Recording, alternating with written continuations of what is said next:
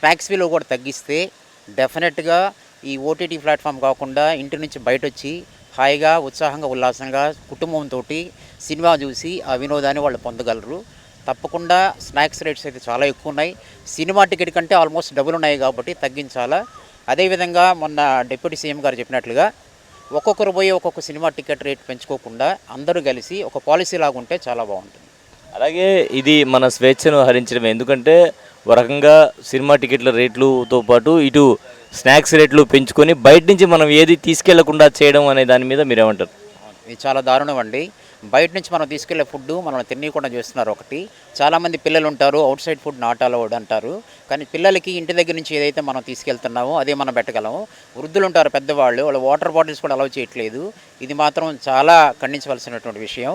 తప్పకుండా బయట ఫుడ్ని కూడా వాళ్ళు అలౌ చేయాలి. తర్వాత వాటర్ బాటిల్స్ కూడా అలౌ చేయాలి. లేదా వాళ్ళు కాస్ట్ డ్రాస్టిక్గా తగ్గించినప్పుడే ఎక్కువ మంది థియేటర్కి వెళ్తారు. వెళ్ళినప్పుడు సినిమాకు కూడా ఆటోమేటిక్గా లాభాలు కూడా వస్తాయి. ప్రొడ్యూసర్స్ చాలా ఇంకా ఎక్కువ సినిమాలు కూడా చేసి మనకు ఆనందాన్ని కూడా ఇవ్వగలరు.